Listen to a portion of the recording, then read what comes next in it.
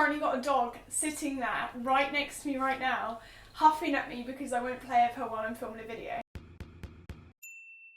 So I was talking to some of my friends the other day, and they were asking me loads of questions about paying tax, being self-employed, how I actually am productive, how I get up in the morning and actually manage to do things rather than just decide to have a lay-in. You know, the usual questions that someone asks when I tell them I'm self-employed, but I suddenly thought that maybe you guys might be interested in these questions as well. So I decided that I'm going to start a series. I want to do a video on tax because lots of people don't understand how to pay tax when they're self-employed. In fact, these are all things that I kind of wish that we got taught at school, if I'm honest. Yeah, so tax, I want to talk about how to stay organised, productivity, how to create ideas, what happens when you're stuck in a mindset where you haven't got any ideas but your living literally depends on it because that's your job, how to talk to your family about being self-employed, how to talk to your boyfriend about it, all kinds of things that I've discussed and gone through within my career and my life, I suppose, because I started doing this when I was quite young. So the first video of this series is going to be how to be organised. Okay, number one, first of all, I make lists. I make lists for everything, and I'm not talking about like writing lists, although that could be good, you know. Some people have lists that they stick on the fridge that they see every morning. I use an app called Wonderlist, which I literally use every day. It basically allows you just to create lists like that you can tick off. You can also schedule them so that they remind you, let's say on Wednesday, that you need to do this and that. But I have multiple lists. I have a list for video ideas, I have a list of what to do today, which I do the night before. I create a list with Ryan when we're doing a food shop. And the best thing about this app, I'm sure there's loads of other apps out there, but this is the one that best works for me. So I have Amelia on all my work ones so that when I tick something off, she can see it, and when she ticks something off, I can see it, and we both get notified. And when she wants to add something to our work list, I get notified, and it's just a shared list, and it works really well. So usually what I do is the night before, whether it's a weekend or not, so this is today's Monday, last night on Sunday, I sat there and added things to the today list, which is what I look at the next day. When I wake up in the morning, I'm like, oh, what do I have on the today list? So I sit there the night before and make a list of everything I've got to do the next day. The reason I do this the night before is because I find that I'm a lot more productive in the morning if I wake up and I have a list of things to do rather than sit there and try and work it out. So I find that if I start the morning that way, then I start the day really well, I get things done really quickly. It usually gets to like 11 o'clock and I've done practically everything on my list because it's just an easy way to look at things. Always keep your diary up to date. Now, I also have a diary that syncs with my sister Amelia, and this just allows us to see everything that goes on within each other's lives so we can coordinate jobs and work. So if I'm suddenly booking in a job, I can be like, oh no, Amelia's doing this on that day, or we have like a diary that we keep up to date religiously with everything. If Amelia's going out for drinks with her friend, she adds that in just because it's super useful to know, and whether it's important or not, it doesn't really matter. In my eyes, there is nothing worse than not having an up-to-date calendar, because then what happens is that, well, basically we'll miss a job or we'll miss an opportunity. We literally won't, it won't happen if it's not in the calendar. My calendar's just, I think it's just Google. What calendar do I use? Yeah, it's just the one on my Google phone, I think. The calendar I use is literally just synced to my Gmail.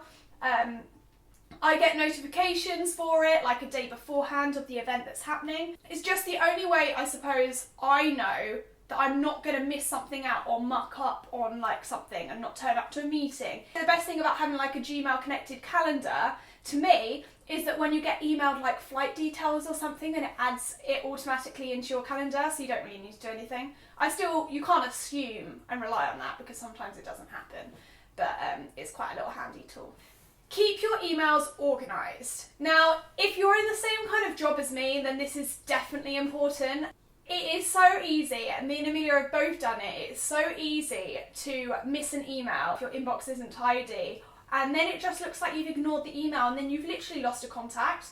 Your reputation's kind of ruined, or not ruined, but it's kind of affected, and it just looks really rude if you don't reply to an email. At the end of the day, if you didn't reply to the email, you've missed that opportunity and you miss out on something great that's happening, or even a job. And at the end of the day, if you're self-employed, then that's a big problem because that's the only way you're making your money. So organise your emails. Now, Amelia and me are very different in this.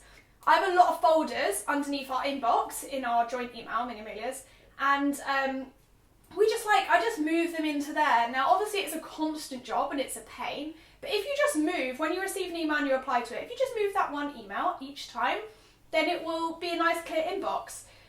I think over time, me and Amelia have probably missed about 300 emails, maybe even more, because our inbox is just full of random emails and it's really hard to keep track of which ones have been read, which ones are new.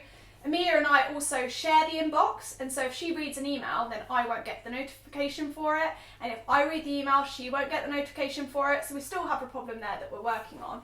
Let's say Amelia and me wanted to find someone we worked with 3 years ago, and we can't remember their name. We can't just go through thousands and thousands of emails. We've literally got like 30,000 emails in our inbox. But if they're organised neatly, then we can be like go into agencies, or we can go into a job that we did for the BBC and find that. So yeah, so there's loads of ways like that. Set an alarm early, but give yourself time to relax in the morning.